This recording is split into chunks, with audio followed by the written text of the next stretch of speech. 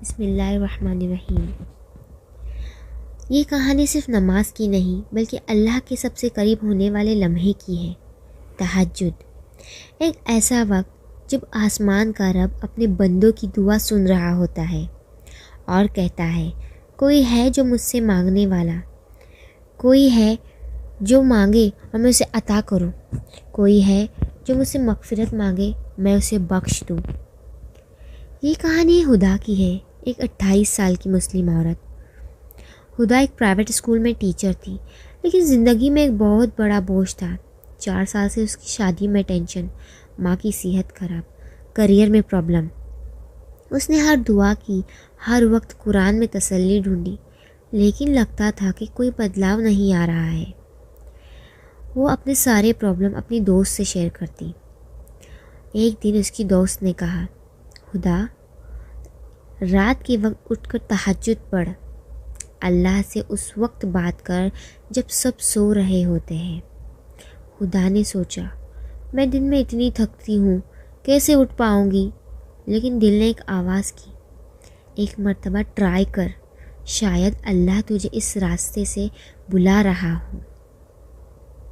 اس رات ہدا نے فون کو الارم پہ لگایا۔ نیند سے لڑتے ہوئے جب اٹھ کر وضو کیا تو دل میں عجیب سا سکون تھا، اندھیرا، خاموشی اور صرف اللہ کا ذکر۔ اس نے 2 رکعت تہجد پڑھ کے رونے لگی، یا اللہ، میں بہت تھک گئی ہوں، تو میرے لیے راستہ آسان کر۔ وہ رات ہدا کے لیے ایک نیا سفر بن گئی۔ ہر رات وہ تھوڑی تھوڑی دیر اٹھتی، فون سائیڈ پر رکھ کر، اور اپنے رب کے لیے اٹھتی۔ شروع میں مشکل تھا، لیکن کچھ دنوں بعد اس نے بدلاؤ دیکھا۔ ماں کی رپورٹس میں بھی امپروومنٹ تھا، اسکول میں ان ایکسپیکٹڈلی ایک پروموشن کا موقع ملا۔ گھر میں ٹینشن دھیرے دھیرے کم ہونے لگی، لیکن سب سے بڑی چینج، اس کا دل مضبوط اور سکون میں تھا، چاہے پرابلمس پوری طرح سالو نہ ہوئی ہو۔ اللہ تعالیٰ قرآن میں فرماتا ہے، رات کا ایک حصہ چھوڑ کر عبادت کرو، یہ تمہارے لیے زیادہ مقبول اور کلام میں زیادہ اثر والا ہے۔ رسول صلی اللہ علیہ وسلم نے فرمایا، سب سے افضل نماز فرض کے بعد تہجد کی نماز ہے۔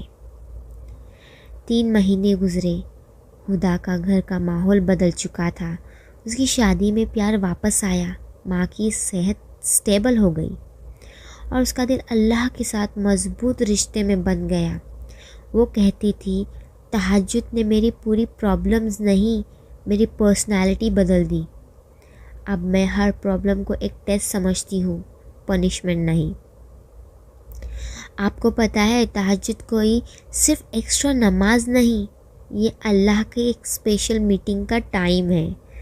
وہ وقت جب آپ کی بات اللہ ڈائریکٹلی سن رہے ہوتے ہیں۔ شاید آپ کی پرابلمس کا سولوشن وہی لکھا ہو، بس آپ اٹھ کر مانگ لو۔